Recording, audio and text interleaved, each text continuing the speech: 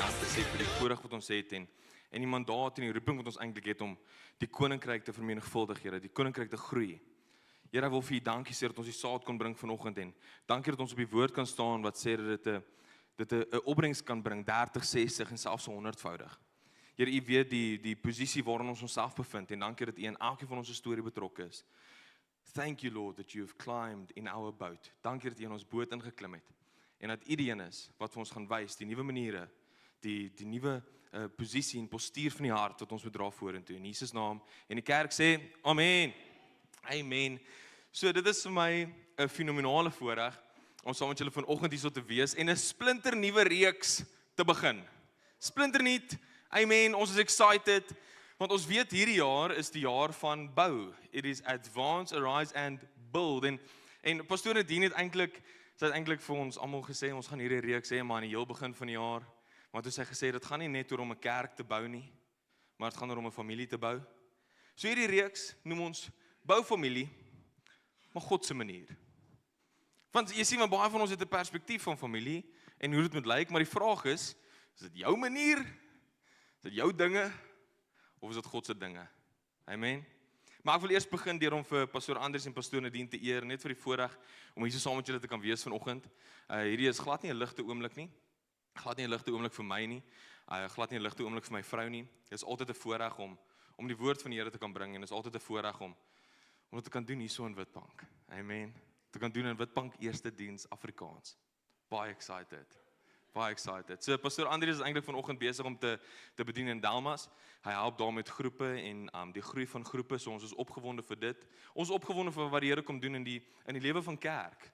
In die lewe van kerk, nie net Grow Church nie, maar in die lewe van kerk in geheel, want sien Paulus roep ons eintlik in die Engelse vertaling sê we are a unified church. So ons is eintlik 'n kerk in eenheid. So hy is besig om daar te help met 'n ander kerk se groepe. So ons is baie opgewonde vir dit en om te sien hoe die Here daardie gemeente gaan groei en hoe die Here betrokke gaan wees daar. Maar ek wil net weer eens net sê die eer is aan hulle. Kan ons hulle net 'n handeklap gee? Kan ons hulle net eer as die mense onder hulle mag ook nie hoor nie, maar in die gees doen dit iets. Amen. En dan ek wil net vir julle eer want hierdie wind en weer vanoggend. So pastoor Andries het altyd gesê as jy jouself eerste diens by die kerk bevind, het jy klaar een gees oorwin. En dis die matrasgees. En julle is vanoggend hier en julle het klaar gees. Ek wil hê jy moet dit weet. Jy's klaar wenner vandag. So nou raak alles net beter. Amen. Die koffie was lekker. Ek hoop die koffie was lekker. Koffie was warm. Nie soos buite nie. Maar ja, dis 'n voorreg om saam met julle te wees. So hierdie hele reeks gaan oor alles oor die familie wat jy eintlik wil bou. So glo vir my. Hierdie is die manier hoe jy wil bou. Hierdie is die manier hoe jy familie aan mekaar wil sit en soos 'n legkaart gaan elke stukkie perfek in mekaar inpas. En hierdie is eintlik die manier hoe ons dit moet doen want ons gaan familie bou, maar op God se manier.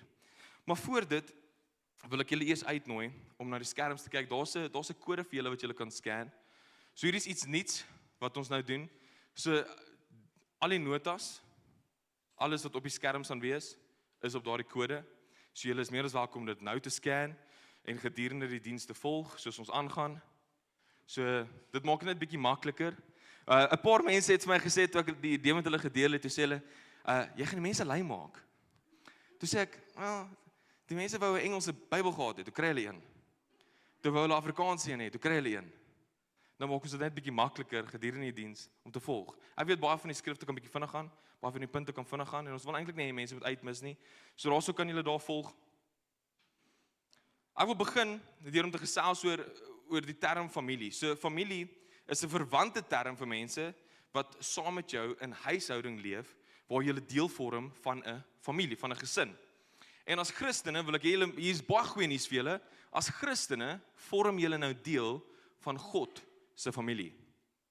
Dis nie ek wat so sê nie, maar dis die woord van die Here. Efesiërs 2 vers 19 tot 22 sê die volgende: Daarom is julle nie meer vreemdelinge en bywoners nie, maar mede-burgers van God se volk en lede van sy huisgesin. Julle is gebou op die fondament van die apostels en die profete, met Christus Jesus selfs as die hoeksteen. In hom word die hele gebou saamgevoeg en groei dit tot 'n heilige tempel vir die Here. In hom word julle ook saam opgebou tot 'n woonplek van God deur sy Gees. So kom ons bespreek hierdie net gou vir 'n oomblik. So ons sien hier sodat julle is nie meer vreemdelinge nie. So as 'n Christen is ons nie meer 'n vreemdeling nie. Ons is nie meer vreemd. Onthou in daai tyd en daardie konteks het jy die Jode gehad en jy het enigiemand gehad wat nie 'n Jood was nie. En enigiemand wat nie 'n Jood was nie, hy is 'n vreemdeling vir hulle. So nou kom Paulus en hy sê, so nou wil ek hê julle moet weet, julle is nie meer vreemdelinge nie. Maar julle is welkom. Julle is welkom en julle is nie meer vreemdelinge en bywoners nie. Julle woon nie net by nie, julle is mede-burgers. Julle is saamgevoeg. Mede-burgers van God se volk en lede van sy huisgesin. En weet jy wat's mooi? Die oomblik wanneer jy deel word van 'n huisgesin, val jy onder die autoriteit van die Vader. So wanneer die Here sê jy word nou deel van my huisgesin, val jy onder die autoriteit van God die Vader. So julle sit dalk vanmôre en julle sê, "Jesus, hierdie is die laaste keer dat ek hierdie Here ding gaan draai. Ek kom vandag hiernatoe want vir my voel dit asof hy nooit betrokke is nie. Vir my voel dit asof ons altyd net al hierdie leë goeters doen. Ons sing hierdie leë liedjies, maar niks gebeur eintlik nie. Ek het goeie nuus vir jou vanoggend. Jy is mede-burgers in sy huisgesin. En hy dra nou die autoriteit. Maar die probleem wat ons so baie keer in onsself bevind, is ons probeer die autoriteit weer opneem. Ons probeer dit weer vat van hom af. Ja, ons het autoriteit ontvang in Efesiërs 2 vers 6, dat ons is nou geseteld in hemelse plekke, so ons het 'n hemelse autoriteit en 'n hemelse roeping en 'n hemelse mandaat. Amen. Ek glo dit 110%. Maar die finale ja en nee lê by God die Vader. Die probleem en die verwantskap wat ons het, of die deurmekaarheid wat ons het, is wanneer die finale ja en nee by ons lê. Dan hoe is ons nou 'n mede-burger, maar in sy huis? Maar ons sê wat gaan en wat bly. Hoe maak dit sin? Sien ons 'n slagspreuk wat sê enige ding met twee koppe is 'n draak. En dan raak dit bietjie vreemd en dan raak dit bietjie deurmekaar, want ons twee dele wat moet lê nou. Ons moet onderdanig wees aan God die Vader. En ons sê ons vorm 'n deel van sy huisgesin. Ons is bedek deur die bloed van Jesus en ons stel ons kruis elke dag op en ons doen dit vir hom. Ons word 'n deel daarvan. En die vers 22 eindig, in hom word julle ook saam opgebou, saam Jesus Christus, tot 'n woonplek van God, deur sy Gees. So hier kom God en hy sê, nou word jy 'n woonplek van my Gees. Nou word jy 'n deel van my huisgesin in die wêreld. Nou word jy iemand wat my naam dra vir die mense rondom jou. So nou wanneer hulle wil weet hoe lyk die Here, kyk hulle na jou. Jy is die eerste plek waar hulle die Here begin sien as 'n Christen. So vir enigiemand wat sê ek is 'n Christen, ek wil hê moet weet, dis goeie nuus. Ons is nou mede-burgers in sy huisgesin. Maar wat dit ook sê, is daar is nou 'n verantwoordelikheid op ons wat ons moet dra. So die woord huishouding, huisgesin is die woord Okaios. Dit verwys na 'n persoon wat aan 'n huishouding verbonde is. So God sê nie net jy is deel nie, maar hy sê jy word dit. Jy is nie net deel van die huis nie, maar jy word die huis. Want dit is wat die woord Okaios beteken. So dis mense wat deur fisiese verwantskap verbind is. Die woord word ook gebruik vir gelowiges wat deur hulle gedeelde geloof in Christus lede van God se huishouding geword het. So nou begin ons sien dat ons deel word van God se huishouding, wat sy familie is. Die manier waarop God familie bou is op die fundament van Jesus. Hy bou dit op Jesus Christus wat die hoeksteen is. So dit word gebou op hom. Amen. So nou begin ons onsself die vraag vra eintlik, soos dit hoe ek my familie moet bou. Ja. As jy nie geweet het nie, yes. Ons begin dit met Jesus. Ons begin dit met die openbaring van Jesus Christus. Want sien, baie keer leef ons 'n lewe en ons leef 'n lewe van 30, 40, 50 jaar en op jaar 51 sê ons, maar dinge werk eintlik net nog nooit uit vir my nie. Dan moet ons eintlik teruggaan en sê, maar waar het ek begin? Waar het ek begin om my lewe te bou en het ek dit gedoen op Jesus Christus? Of bou ek my lewe op dit wat ek dink? Op dit wat vir my meer sin maak? Jy sien, families val uit mekaar uit want dit is gebou op die volgende 3 goed. Gemak, kompromie met Jesus en gebrek aan selfbeheersing. Dit is gemak, kompromie met Jesus en 'n gebrek aan selfbeheersing. Maar ook, daar's eintlik 'n plek waar Jesus kom, en hy roep ons uit ons gemaksones uit. Weet jy wat is 'n gemaksone? Dis 'n plek waar dit vir jou lekkerder is om te bly. 'n Gemaksone is okay. Nee, weet jy, dit is gemaklik hier. Ek het nie nodig om meer aan my huwelik te werk nie. Ek's gemaklik hier. Dit is gemaklik hier. Ek het nie nodig om meer aan my kinders in te bou nie. Maar hulle is amper 18. Wat help dit nou? Ja? My kind is nie amper 18 nie. My kind is eers 7 weke oud, maar ek is 'n kind van ouers. So, wanneer ek praat van 'n gemaksone, praat ek uit beide perspektiewe uit. En soos ons vanoggend hierso in die gebou sit, kan ons maar eerlik raak met mekaar, en ons kan eerlik wees met onsself ook. Ons vind onsself dalk op 'n plek waar ons in 'n gemaksone is. En alles rondom ons is op autopilot. Alles rondom ons gaan maar net aan. Dit gaan maar net aan. Jy sien, die sleutel vir 'n goddelike familie is wanneer jy dit intentioneel doen. Die sleutel vir 'n goddelike familie is wanneer jy dit bou doelbewus. Jy doen dit met intensie. En 'n gemaksone is nie dit nie. Want Jesus kom eintlik op 'n plek en hy roep ons uit dit uit. In Matteus 4 vers 18 tot 20 sê die woord, terwyl Jesus langs die see van Galilea loop, sien hy twee broers, mense in familie, in verbintenis, Simon wat ook Petrus genoem word en sy broer Andreas. Hulle was besig om 'n net in die see uit te gooi, want hulle was vissers. Jesus sê toe vir hulle, kom, volg my en ek sal julle vissers van mense maak. Hulle was in 'n gemaksone in hulle boot. Ek's in my bootjie. Dis net ek wat weet wat hier aangaan. Ek gooi my net. Ag, ek doen maar net. Hoekom doen jy dit? Ag, maar net. Want dit werk maar net. Ja, ek weet maar net nie wat om nog te doen nie. En hulle gooi maar net. En Jesus kom en hy sê, kom. Hy sê, staan op, kom, volg my, nie my nie, Jesus natuurlik. Hy sê, volg my en ek sal julle vissers van mense maak. Hy sê, kom ek wys jou hoe lyk dit wanneer jy uit 'n gemaksone uit opstaan. Jy sien, want daai vis gaan nie tot bekering kom nie, maar die man vir wie jy bid gaan dalk. Jy sien, daai vis gaan dalk jou honger dalk net lus vir 'n dag, maar daai gesin vir wie jy bid, gaan generasies kan verander. Hy sê, staan op uit jou gemaksone uit. En dit is my vraag vir julle vanmôre. Die gemaksone waar jy jouself dalk bevind, staan op uit dit uit. Staan op uit dit uit en volg hom. Volg Jesus. Ons gaan aan. Kompromie met mekaar. Dit is goed. So die punt nommer 2 wat ek gehad het was, die rede hoekom families uit mekaar uitval, is want ons het kompromie met Jesus. Dis nie goed nie. Maar kompromie met mekaar, baie goed. En ek voel ons het dit nie baie nie. Kom ek verduidelik. Wees aan mekaar onderdanig uit eerbied vir Christus. Wat beteken dit? Dit beteken ek is bereid om my wil, dit wat ek soek, te laat sak om iemand anders te op te tel. Ek is bereid om te sê, ek gaan nie vandag in golf speel nie, my vrou. Ek gaan nie. Ek sal onderdanig wees uit eerbied vir Christus. Die woord sê ek sal doodgaan vir jou. My skors ook. Maar ek sal. My skors ook. Maar ons kom op te veel op 'n punt waar ons sê, okay, kom ons kompromiteer op Jesus. Ons kom te veel op 'n punt waar ons sê, ek gaan eerder doen wat die wêreld sê. Want jy weet, ek kan die wêreld sien, ek kan die wêreld vertrou, ek kan die wêreld hoor. Die woord sê in Romeine 12 vers 2, sê hy, moenie aan hierdie wêreld gelyk word nie, maar laat God julle verander deur julle denke te vernuwe.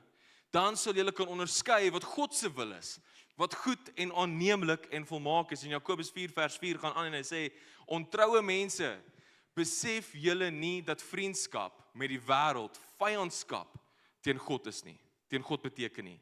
Wie dus 'n vriend van die wêreld wil wees, maak homself 'n vyand van God. Sê nie, God maak jou 'n vyand nie, jy maak jouself een. Jy maak jou familie vyandig teen God, wanneer dit nie gebou is op dit wat hy soek nie, maar wanneer dit gebou is op die wêreld. Ons kom te veel op 'n punt waar ons kompromiteer en ons compromise, in Engels klink dit soveel beter na daai woord, ek's jammer. We compromise our faith ter wille van wat mense gaan dink en sê. Hoekom? Want ek dink nie ons weet eintlik wat dit beteken om 'n Christen te wees nie. Weet jy wat dit beteken, die feit dat die bloed jou skoon was? Dit beteken dat jy herinner God dalk heeltyd van jou sonde, maar dan sê hy, waarvan praat jy? Jou skuld is betaal. Jy sien, ons is dies wat die skuld gaan maak, en hy het gekom en hy het dit betaal. Ons is dies wat die moord pleeg, en Jesus kom en hy sê, dis okay, ek sal net rond gaan sit vir jou. Vir jou. Besef ons eintlik, wat is die gewig van die opoffering wat Jesus gemaak het? Dis 'n baie belangrike vraag om te vra. En as jy vanoggend hier so sit en jy sê, ek weet nie eintlik nie. Dis okay. Ek beloof vir jou, daar's baie mense wat so voel, en ek was selfs daar. Tot Jesus gekom het, en hy het dit vir my kom openbaar het deur sy Heilige Gees. En hy kom verduidelik het hoe dit lyk, en hy kom verduidelik het hoe dit voel. Maar ek wil julle sê vanmôre, ons kan nie vriende raak met die wêreld nie. Ons kan nie. En die oomblik as ons vriende raak met die wêreld, is dit nie net ons wat daaronder lê nie, maar is ons gesin. Dis ons families. Dis die families rondom ons wat opkyk na 'n Christen. Wat sê ek wil ook vry wees. Luister, vry maak jy nie volmaak nie. Ek wil net moet dit weet. Ons maak nog steeds foute. Amen. Baie. Maar vry sê ons gaan nie heeltyd daaraan karring nie. Ons gaan nie heeltyd daaroor praat nie. Ons gaan anders doen wat die Here wil hê ons moet doen. Maar ek wil jou vra vanoggend, moenie pelle maak met die wêreld nie. Hy roep ons om aan mekaar onderdanig te wees met kompromie. Maar ons moet nooit ons geloof of ons standaarde vir die wêreld kompromiteer nie. Nooit. Jesus leer ook dat ons beheer van ons lewens aan hom moet oorgee. In Markus 8 vers 34 tot 36, daarna het Jesus die skare saam met sy disippels na hom geroep en gesê: As iemand my wil volg, moet hy homself verloon, sy kruis opneem en my volg. Want wie sy lewe wil behou, sal dit verloor. Maar wie sy lewe ter wille van my en die evangelie verloor, sal dit behou. Wat help dit 'n mens immers as hy die hele wêreld verkry, maar sy lewe verloor? Jesus kom op 'n punt en hy sê vir ons, wat help dit? Wat help dit? Jy kry die hele wêreld, maar jy verloor eintlik jou lewe. Die ander vertaling sê jou siel. Die 53 vertaling sê jou siel verloon. Wat help dit? Jy sien, ons moet besef wat op die spel is. Die ding is, die geestelike gesondheid en die sukses van die volgende generasie is op die spel. En ek praat nie van volgende generasie van mense onder 10 nie. Ek praat van soos die generasies aangaan. Die volgende generasie vir jou wat dalk vanmôre hier sit, is dalk jou kind en hy is dalk 30. Sy is dalk 30. Dis dalk jou volgende generasie. Dis dalk die perspektief wat jy het daarvan. Vir jou die volgende generasie lyk dalk myle ver, want jy's nog op skool. Dis okay. Maar ons moet besef dat die sukses en die gesondheid van die volgende generasie se geloof eintlik in ons hande lê. Want ons kan dit impakteer. Ons kan daai begin bou. Jy sien, ons lees die woord en ons lees oor koning Dawid. Wie weet van koning Dawid? Yes, koning Dawid. Fenominale storie. Yes, hoe een klippie soveel lewens kan verander. Maar hoe een man se obedience teenoor die Here, waar hy geluister het na wat God gesê het. En wat vir my so fenomenaal is as veral in Afrikaans, as hulle die storie preek in Afrikaans, dan staan hulle op, ek onthou Pastor Eckhart het dit direk gedoen, dan staan hy op en sê, en Dawid staan op en hy sê, wie is hierdie onbesnede Filistyn? Want dis die autoriteit wat Dawid gehad het. Hoekom? Want hy het besef wie sy God is. Hy het besef wie sy God is en hy het gesê, luister Pel, die God agter my is 10 keer groter as dit wat jy dink. 10 keer. Maar weet julle wat besef jy wanneer jy lees van die storie van Dawid? Dit was sy piek. Dit was die beste oomblik. Wat het daarna gebeur? Batseba? Shame. Batseba het gebeur. En weet julle wat gebeur as gevolg van Batseba? Hulle het 'n kind gekry. En die kind is kort na sy geboorte dood. Kom ons lees verder oor wat gebeur het met Dawid se kinders. Die eerste seun was met Batseba. Hy is dood kort na die geboorte. Dan het hy Amnon. Amnon het sy halfsuster Tamar aangerand en is later deur Absalom, sy ander seun, vermoor. Tamar was deur Amnon aangerand en het in Absalom se huis gaan bly. Absalom het Amnon vermoor en later teen koning Dawid gerebelleer. En Joab het hom doodgemaak, koning Dawid se man in bevel. En dan Adonia, Hy het probeer om homself koning te maak voordat Dawid gesterf het en toe maak Salomo daai reg. En Salomo, ook koning Dawid se kind. En hier is ons soos, ag, prys die Here. Salomo, hy het die koning geword na Dawid, bekend vir sy wysheid, die tempel gebou, amazing oomblik, maar toe vrouens en allerhande ander gode. En dit is ook humoristies wanneer ons vandag op hierdie punt staan, want ons Bybelskool meneer sê altyd daar, hy gaan net een persoon een vraag vra, hy gaan vir Salomo sê, hoekom? Maar ons moet begin besef, ons lees hierdie storie van koning Dawid, en wanneer ons kyk na sy generasies na hom, hulle vertolk nie dieselfde verhaal nie. Hulle wys nie hierdie selfde autoriteit nie. Hulle wys nie hierdie selfde geloof nie. Hulle wys nie hierdie selfde deurbraak nie. Dan moet ons onsself vra, ons kan so goed doen as wat ons wil. As ons dit nie oordra nie, vrek dit by ons. Dit stop by ons. Maar ons moet dit aanvat. Ons moet dit aanvat. Die volgende generasie moet dit optel. Maar die gevaar is, wanneer 'n generasie sy standaarde verlaag, betaal die volgende generasie die prys. Julle moet dit besef vanmôre. Wanneer 'n generasie sy standaarde verlaag, betaal die volgende generasie die prys. En wanneer ons kyk na die storie van koning Dawid en van sy kinders, sien ons dat hierdie is 'n ware oomblik. Want koning Dawid het sy standaarde verlaag met Batseba. En wat het van daar af gebeur? Hy het eintlik sy standaard verlaag toe hy gesê het, ek gaan nie gaan beklei nie, my koninkryk is sterk genoeg. Jou koninkryk, dit is God se. Hy het die punt gemis. Mag ons hierdie punt mis vanmôre nie. Mag ons hierdie punt mis van die generasie na ons nie. Die volgende punt is, jy kan nie 'n goddelike familie onbedoeld bou nie. Jy moet dit begeer. Jy moet dit nastreef en jy moet dit doelbewus bou. So ek wil vanmôre vinnig in 3 punte ingaan en ek weet ons lewe is baie meer werd as 3 punte, maar ek voel regtig hierdie is 3 punte wat baie waardevol is vir die manier hoe ons familie bou. Hierdie is 3 goeters wat ons werklik waarna moet kyk. En ek is baie opgewonde vir die eerste een en die eerste punt is 1 oomblik kan alles verander.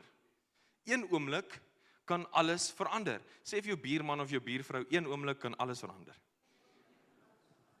1 oomblik kan alles verander.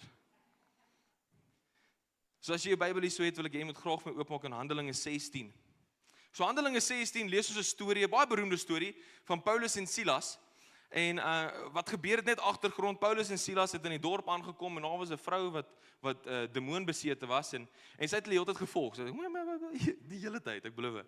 En toe raak Paulus upset en hy draai dit om en hy sê, en naam van Jesus uit en die demoon is uit. En toe is al die mense in bevel kwaad vir hom want hierdie vrou het vir hulle geld gemaak. Sy was soos 'n sangoma vir hulle. Sy het soos vir hulle towerry goeders gedoen en toe sê hulle, laat hulle mense opgesluit word.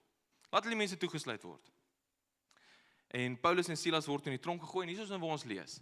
Nadat hulle baie geslaan is, hulle was eers geslaan, is hulle in die tronk gegooi en die tronkbewaarder is beveel om hulle streng te bewaak.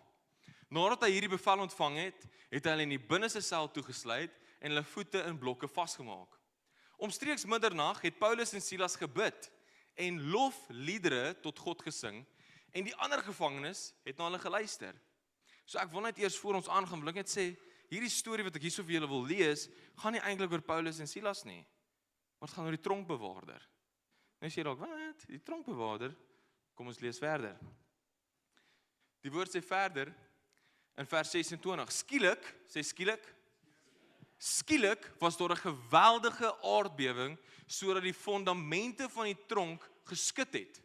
Met eens het al die deure oopgespring en almal se boeye het losgegaan. Hierdie is alles as gevolg van Paulus en Silas wat gebid het en lofliedere gesing het.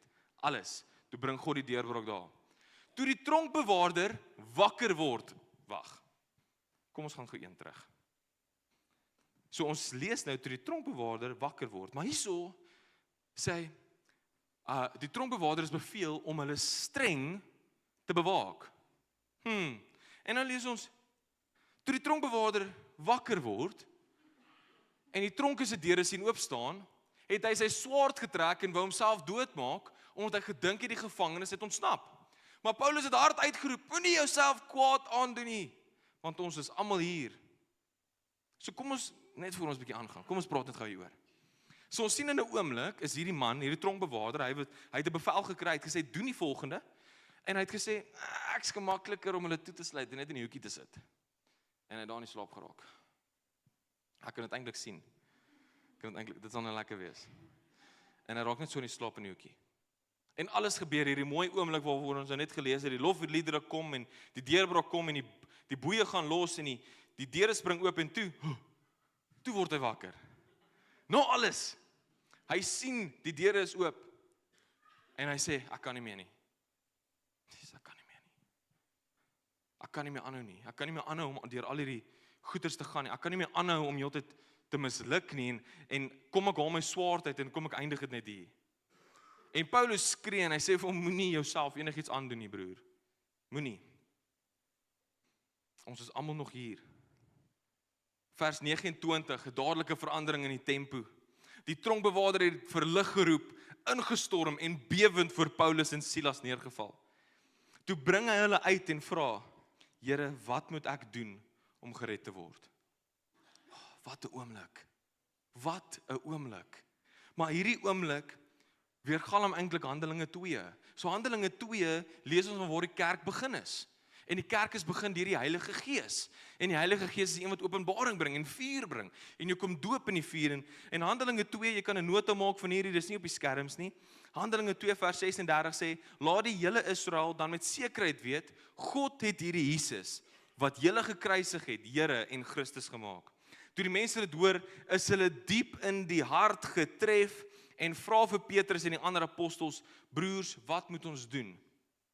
Petrus antwoord hulle, bekeer julle en laat elkeen van julle gedoop word in die naam van Jesus Christus tot vergifnis van julle sondes en julle sal die gawe van die Heilige Gees ontvang. So hierdie hele oomblik weergalm nou terug daartoe. 'n Man wat kom en hy sê, wat doen ek nou? My hart is tot diep geslaan, wat doen ek nou? En Paulus sê vir hom, baie goeie nuus. Hulle antwoord hom, glo in die Here Jesus en jy sal gered word. Jy en jou huisgesin. Ek wil jou sê vanmôre, ons gaan nou verder lees, ek wil jou sê vanmôre, dat jy sit ook nou in 'n seisoen, waar jy voel asof alles al vir jare trek, een oomblik kan alles kom verander, een oomblik waar daar deurbraak kom, een oomblik waar die deure oopgaan, een oomblik waar die boeie val, een oomblik waar jou oë oopgaan, jy opstaan en jy sê, wat kan ek nou doen om te verander, want hierdie sukkel gemaksone pla my heeltyd. Wat kan ek doen? Glo in die Here Jesus en jy sal gered word. Jy en jou huisgesin. Daarna het hulle die woord van die Here aan hom verkondig en ook aan almal wat in sy huis was. Daardie selfde uur van die nag het hy hulle geneem en hulle wonde gewas. Dit was die tronkbewaarder. Hulle wonde gewas. Daarna is hy en almal in sy huisgesin dadelik gedoop. Hy het hulle in sy huis ingeneem en vir hulle maaltyd voorgesit. Hy was vol blydskap omdat hy saam met sy hele gesin tot geloof in God gekom het. Die tronkbewaarder se hele familie se lewe het verander as gevolg van hom wat opgestaan het en besef het genoeg is genoeg. Jy sien maar, wanneer ons kyk na die storie, sien ons dat daar was eers 'n oomblik van verskriklike laagtyd. Dit was 'n oomblik waar hy sy lewe wou neem. En toe kom die Here en hy vertel vir ons so 'n mooi storie hierdeur. En hy sê hierdie man was klaar op die punt om sy lewe te neem, toe sê ek gee hom vir my, ek sal hom vat. Toe gee sy lewe vir die Here. Toe kom raak die Here sy gesin aan. Sy vrou, heel moontlik sy kinders, ons weet nou nie presies hoeveel mense in sy huisgesin was nie. Maar toe kom die Here en hy raak dit aan. En dit kan dieselfde wees in jou storie vanmôre. Dit kan dieselfde wees in joune. Jy's dalk in hierdie seisoen van laagtyd en jy weet eintlik nie meer wat se kant toe nie. Die Here sê kom. Een oomblik kan alles verander. Een oomblik met hom. Een oomblik met hom. Die tronkbewaarder se hele familie se lewe het verander. As gevolg van een oomblik waar God betrokke was in hulle storie. Vreugde, genade, liefde, barmhartigheid en vrede het gekom na daai huisgesin toe. Maar die belangrikste is 'n erfdeel met Christus. Die belangrikste, hulle was nou 'n huishouding in God se. Hulle was nou 'n gesin in God se huishouding. So jy mag dalk vir jouself baie kan relate met die storie van die tronkbewaarder, waar dalk vir jou voel asof jy aan die stuur van hierdie ding wat 'n mens lewe noem, dalk aan die stuur van hierdie ding wat 'n mens familie noem, aan die slaap geraak het. Hê goeie moed. Die Here het jou lief. Die Here het jou lief en hy wil die deurbraak in jou lewe hê. Hy wil hê jy moet deurkom. Hy wil hê die deurbraak moet daar wees vir jou. Hier is jou aardbewing oomblik. Hierdie is die oomblik waar die woord van die Here nou op jou ore geval het. En ek bid en ek vra dat dit in jou hart in sal kom. Hierdie is jou aardbewing oomblik. Staan op, daag op en word wakker. Jou gesin hang daarvan af. Jou familie hang daarvan af. En ek praat nie net van 'n man en 'n vrou met kinders nie. Jy mag dalk vanmôre hier so sit en jy is 'n seun en 'n dogter. En jou pa en jou ma is by die huis. Jou oom en jou tannie. Jou ouma en jou oupa. Ons het al baie goeie testimonies hier gehoor van waar 'n seun youth toe kom. Kerk toe kom, in die kerk begin serve en dan kom sy pa hier aan. En dan kom sy ma hier aan. En dan kom die familie hier aan.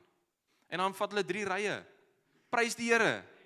Prys die Here. Maar dis een seun wat gesê het, ek wil bietjie iets anders sien op 'n Vrydag aand. Ek wil nie net 'n geslaapprys sien nie, maar ek wil iets sien wat aan die gang is. Ek wil iets sien wat groei bring. En die ding is, jy mag dalk eerder met Paulus en Silas identifiseer in hierdie storie. Jy mag dalk voel jy's in 'n verbinding. Jy's geboei. Jy sit in 'n tronksel. Weet hierdie, dat as Paulus nie in daai tronksel was nie, hy nie besef het, dit gaan nie meer oor my nie, maar dit gaan oor God, dit gaan oor Jesus Christus, hy nie gebid het en lofliedere gesing het nie, God nie die aardbewing gebring het nie, was hierdie gesin nie gered nie. Die Here het daai seisoen van Paulus se lewe gebruik, waar hy die deurbraak gebring het, sodat Paulus die koninkryk kan verryk. Jy sit ook in 'n seisoen waar die Here die boeye gaan losmaak, maar jy moet dan die koninkryk verryk. Amen. Dit gaan nie net oor ons nie, maar dit gaan oor hom. Alles gaan oor hom. Punt nommer 2, ons is amper klaar. Kommunikasie bring verbintenis. Kom ek sê dit so. Die herstel van families lê aan die ander kant van stilte. Die herstel van families lê aan die ander kant van stilte. En ek weet, kyk, ek weet familie is 'n taai een, hè? Skoonfamilie. Wat doen jy as jy jou skoonma is? Die laai nie skiet weer. Grap net. Vir baie van ons sê ons ja. Ja. Maar ek wil hê julle moet weet dat die herstel van families lê aan die ander kant van stilte. Dit lê aan die ander kant van hierdie probleem, hierdie berg wat ons vir onsself geskep het, wat eintlik nie so belangrik is nie, want eintlik al wat belangrik is God. Maar ons lees 'n baie interessante storie in die woord en hierdie storie gaan oor Jakob, so vir die van julle wat dalk nie die storie van Jakob en Esau ken nie. Baie goeie storie, baie interessante storie. Jy moet besef dat wanneer jy die woord lees, dat alles wys na Jesus toe. In die Ou Testament wys alles vorentoe na Jesus toe en alles in die Nuwe Testament wys terug na Jesus toe. Na daai oomblik op die kruis, alles wys daartoe. Okay? Dis waaroor dit gaan. Ons hele geloof gaan oor Jesus. Dit gaan nie oor om 'n lekker dag te hê nie. Dit gaan nie oor om 'n lekker Sondagoggend worship sessie te hê met 'n goeie diens hopelik wat ons nou kan luister nie. Dit gaan eintlik alles oor Jesus. So selfs met die woord. So in die woord lees ons oor Jakob wat Israel geword het, want God het sy naam kom verander en Jakob het eintlik beteken verraaier. En Jakob het 'n broer gehad, Esau. Nou die woord sê Esau was 'n man van die veld. Dis 'n bil. Dis 'n groot meneer. Hy was 'n harige ou. Nee, ek sê nie so nie. Die woord sê so want Jakob toe hy verraai het en hy Esau uit sy erfporsie uit verraai het, toe sit hy soos 'n diervel op sy arm net sodat sy pa moet voel dis my seun Esau. Hoe harig moet jy wees? Nee? Groot man. In elk geval, verraai hom toe, hy het sy erfporsie uit, en toe staan 'n oomblik waar Jakob weghardloop, en hy hardloop weg, hy lê sy kop op 'n klip neer, dis toe Bethel begin, dit is toe die huis van die Here, die altaar opgesit word, want dis waar hy die visie gesien het van die leer, en die engele wat op en af gaan op die leer, en jy sien, ons lees nou, dat Jesus het gekom, en Jesus word die leer, en Jesus word die koneksiepunt tussen hemel en aarde, alles gaan oor Jesus, maar ongeag, storie van Jakob en Esau, Jakob verraai sy broer. Jy sal ook vanmôre hier, is dalk dieselfde, is dalk omgekeer. Jy voel dalk jy's verraai. jy voel ook daar's 'n deel waar iets is van jou weggeneem wat behoort dit aan jou. En nou sê die woord maar love your neighbor. Dan sê jy hoe? Hoe doen ek dit? Jakob het weggehardloop van Esau af vir jare. Vir jare. En toe is daar 'n oomblik in die woord dat ons nou gaan ingaan waar hy weer op pad terug is. En ons geen meer plek vir hom te hardloop nie want sy skoonpa jaag hom weg, skoonfamilie, jy weet. Sy skoonpa jaag hom weg. Hy's nou op pad terug na hierdie land toe, maar nou is Esau daar met 400 mans. Jakob het gesê ek gaan nie doodgaan. Hierso gaan ek doodgaan, want Genesis 27 vers 41, jy kan 'n nota maak, is nie op die skerm nie. Lees ons Esau het 'n wrok teen Jakob gekoester oor die seun waarmee sy pa hom geseën het. Hy het by homself gesê die dae van rou oor my pa is naby, want sy pa was amper dood. Dan sal ek my broer Jakob doodmaak. Dit was Esau se woorde. So dan begin jy wonder, Jakob was 'n ouetjie van die kombuis. Hy was nie in die veld nie. Hy het sop gemaak. So hy was nie so sterk nie. OK? Nou lees ons Genesis 33. Jakob het opgekyk en daar kom Esau met 400 man. Daarom het hy die kinders verdeel tussen Lea, Rachel en die 2 slavinne. Dit was sy 4 vrouens wat weer kinders gehad het. Hy het die slavinne met hulle kinders voor laat loop, want hy het nie baie omgegee oor hulle nie. Voor laat loop, daarna Lea met haar kinders en heel agter Rachel met Josef. Dit was sy cherry op die koek. Rachel met Josef, baie lief vir hulle gewees. So hierso sien ons hy ewen in sy eie gesin het hy bietjie vreemde goed gehad. Maar self het hy voor hulle uitgeloop en 7 keer diep gebuig tot op die grond voordat hy by sy broer gekom het. So nou sien ons dat hy so pad na sy broer toe en ek dink eintlik hierdie was 'n plek waar Jakob gesê het ek kan nie meer nie. Ek kan nie meer hardloop nie. Hy is al baie ouer as wat hy was toe hulle begin het. Ek dink as ons nou reg na die jare gaan kyk, is dit iets soos 23 jaar wat hy weg was van Esau af en nou so op pad terug en hy onthou net hierdie woorde van sy broer wat hom wil vermoor en nou sê hy nou het ek al my vrouens en my kinders ook en ek het al my vee en ek het al my goeders en ek weet wat te doen nie. En hy sê al wat ek kan doen is ek kan eintlik net gaan. En laat die Here se wil mag geskied. En hy kom in die woord en hy buig 7 keer diep. Hy buig diep. So dis 'n intentionele buig en die getal 7 simboliseer volheid en heiligheid vir die van julle wat nie geweet het nie. Dit simboliseer dat daar herstel is. En ons lees in Genesis 33 vers 4, maar Esau het hom tegemoet gehardloop en hom omhels. Sy arms om sy nek geslaan en hom gesoen en hulle het gehuil. Wow. Nou sien ons hierdie oomblik van waar 2 broers uiteindelik weer by mekaar uitkom. En in plaas daarvan dat hulle beklei, in plaas daarvan dat hulle mekaar vermoor of mekaar slaan, is daar 'n oomblik waar hulle mekaar omhels en mekaar soen en mekaar liefhet. En is eintlik 'n oomblik waar hulle terugreflekteer. Jy sien iemand aan die ander kant van die stilte is die koneksie wat jy eintlik nodig het binne.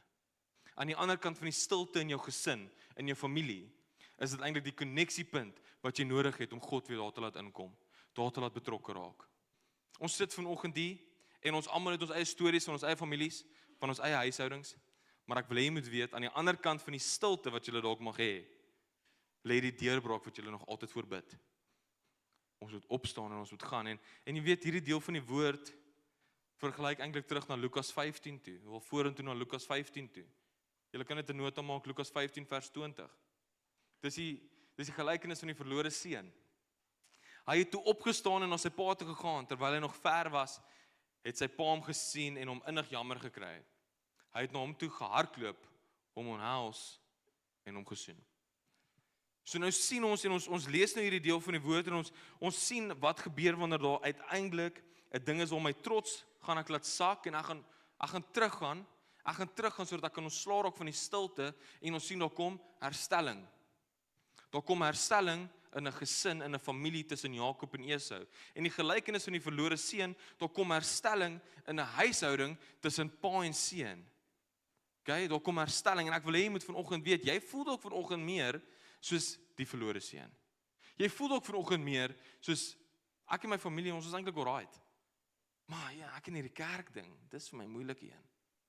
Aan die ander kant van daai stilte, waar ons nie met die Here praat nie, waar ons nie terugkom nie, is die koneksiepunt wat ons nog altyd voor gewag het. Want dis waar die Here ons gaan omhels. En die Here gaan ons soen. En hy gaan vir ons wys die liefde wat hy vir ons het. Maar ons moet opstaan en ons moet sê, ek wil nie meer hierdie stilte hê nie. Ek wil nie meer deur hierdie stilte gaan nie. En die laaste punt wat ek vanoggend met julle wil bespreek, is luister, leer en leef.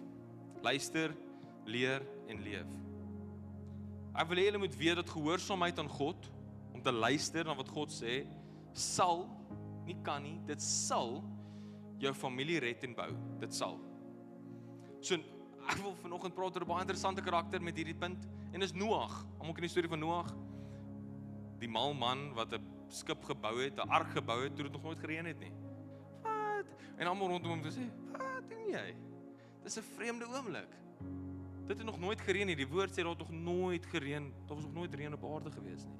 Maar nou bou hy hierdie ark. En ons begin eintlik lees van Noag waar hy 500 jaar oud was en die ark was voltooi toe hy 600 was. So dit het hom 100 jaar gevat om hierdie ark te bou. Maar waar ons begin sien die karaktereienskappe van Noag, lees ons in Genesis 6 vers 9. Dit is die verhaal van Noag en sy familie.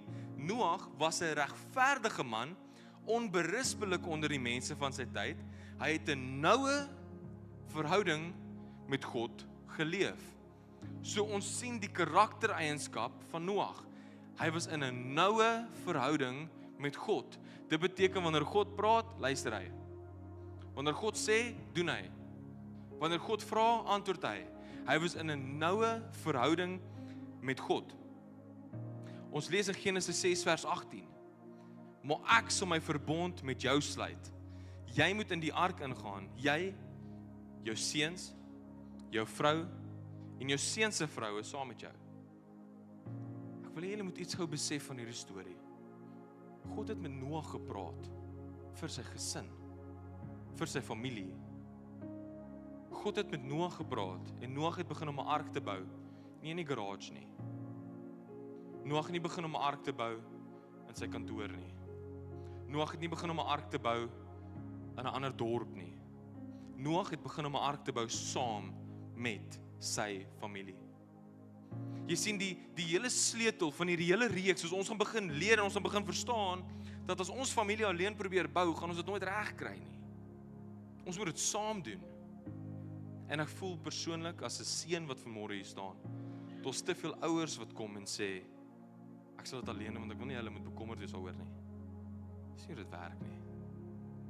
Daar's 'n hongerte binne jou kinders om dit saam met jou te doen. Daar's 'n hongerte om te sê, papa, hoekom? Mamma, hoe doen jy dit? Hoe bak jy brood? Ons mense wat vanoggend hier sit wat sê, dis nie so moeilik nie, eiers, meel. Ek sê, wat? Ek moet ChatGPT. Hoe bak ek 'n brood? Ek moet regtig. Maar die punt is, mense wil dit saam met jou doen. Hou op om jouself te exclude, hou op om jouself alleen een kant te gaan sit. En ek voel ek praat met iemand spesifieks vanmôre, ek praat met iemand spesifieks. Hou op jouself een kant alleen gaan sit en alleen gaan bou. Die Here wil hê jou gesin moet dit saam met jou doen. Vrouens, doen dit saam met jou dogters. Doen dit saam met jou seuns. Mans, maak jou vrou betrokke in jou storie. Maak jou vrou betrokke.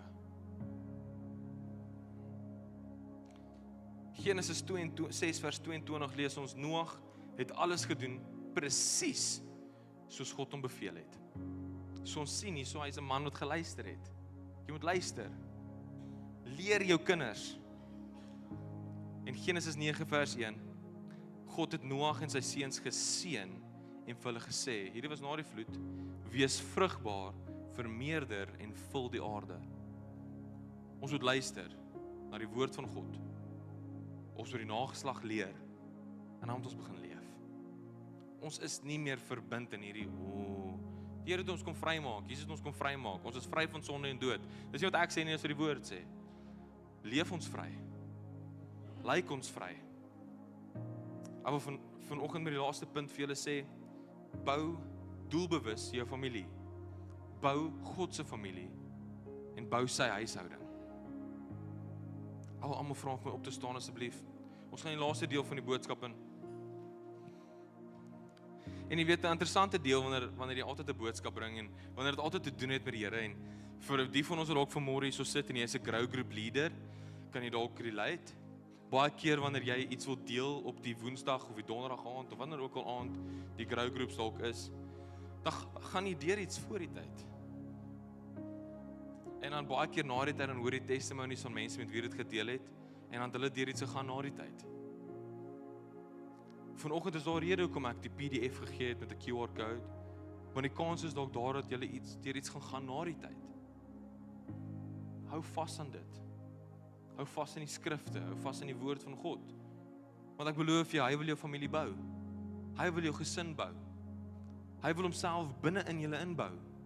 Want die oomblik wanneer dit gebeur, vorm julle deel van syne. Jy sien, mans het hierdie ding van ons is so tough. En is amazing. Mans is amazing om tough te wees. Maar ons moet tough wees vir ons familie, maar sag wees met hulle.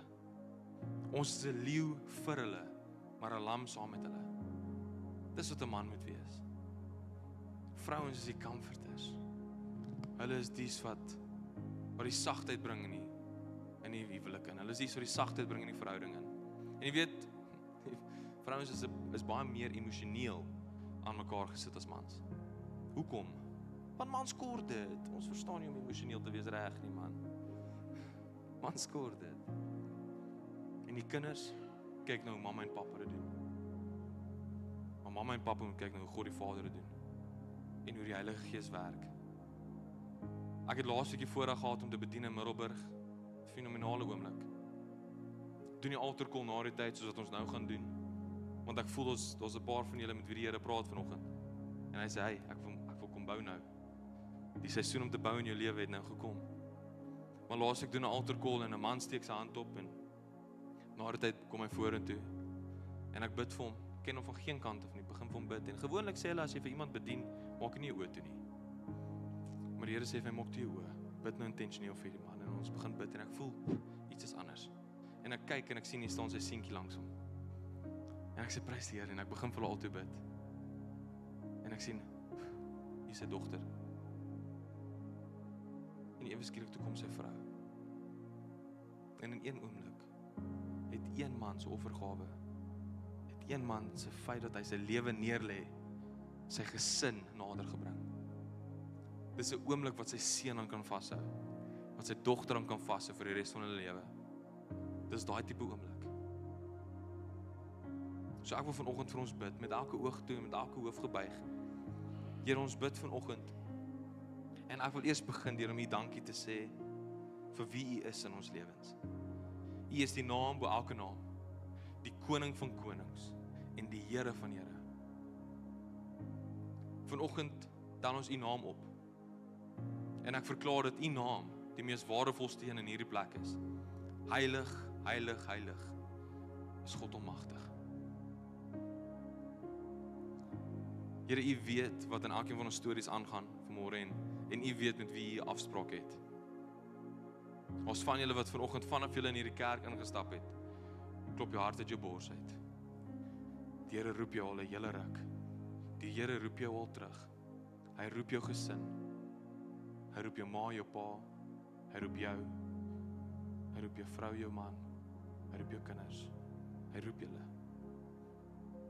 En vanoggend soos ek bid, vra ek dat die Heilige Gees nou die enigste met openbaring kan bring, ware openbaring kan bring, in ons storie in sal kom nou. En dat die Heilige Gees, dieselfde in Handelinge 2, deur hierdie plek sal kom nou, en harte sal raak ter glorie van Hom, nie ter glorie van mens nie. Here, mag ons nou begin bou in hierdie seisoen, nie vir onsself nie, maar vir die generasies wat kom. Here, dankie dat U die een is aan die stuur, wat bou in ons huwelike. U die een is aan die stuur, wat bou in ons verhoudings met ons vriende. U die een is aan die stuur, wat bou in ons besighede. U die een is aan die stuur, wat bou tussen verhouding met broer en suster, broer en broer, suster en suster. Here, dankie dat U die een is wat restaurasie bring nou in hierdie oomblik. U bring teregstelling in ons storie. En ek bid vanoggend dat ons harte sal neerlê en dat ons sal opstaan, ons sal wakker word, kind van God, en ons sal besef wie die Here ons geroep het om te wees in hierdie seisoen. Dankie Here, ek wil vra vanoggend soos almal hier so staan, met elke hoof gebuig, met elke oog toe. As jy nog nooit 'n dag of 'n datum gehad het, waar jy jou lewe vir die Here gegee het nie, wil ek jou vra om jou hand so hoog as moontlik in die lug op te steek. So hoog as moontlik. As jy nog nooit 'n dag of 'n datum gehad het nie. Vandag is jou dag. Vandag is die tyd. Dankie Here, gaan hande op. Gaan die hande op.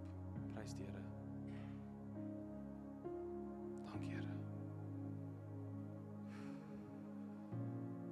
Hou julle hande vir ons lekker hoog asseblief. Ek wil vra van ons spanlede om asseblief agter hierdie mense met hulle hande in die lug op te vir jou hande in die lug op te staan. Sit net jou hand op hulle skouer en as jy hand op jou skouer voel, wil ek jou vra om jou hand te laat sak, net sodat ons kan weet vir wie ons moet gaan bid. Fenominale oomblik. Ek wil julle moet besef, hierdie is families wat terugkom na die Here toe. Generasies wat reggestel word. Vloeke wat gebreek word.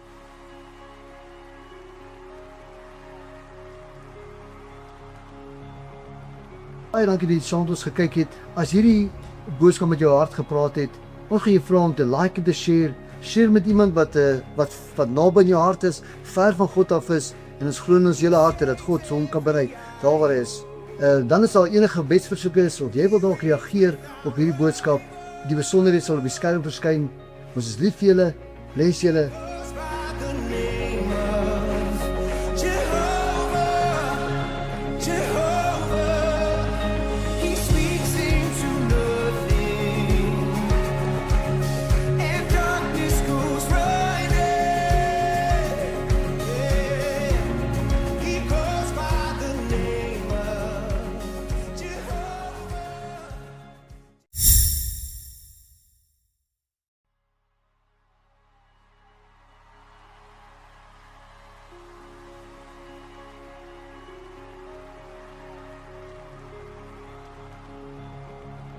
Baie dankie dat jy saam met ons gekyk het. As hierdie boodskap met jou hart gepraat het, ons gaan jou vra om te like en te share. Share met iemand wat naby in jou hart is, ver van God af is, en ons glo in ons hele harte dat God hom kan bereik, daar waar hy is. Dan is daar enige gebedsversoeke is, of jy wil dalk reageer op hierdie boodskap, die besonderhede sal op die skerm verskyn. Ons is lief vir julle, bless julle.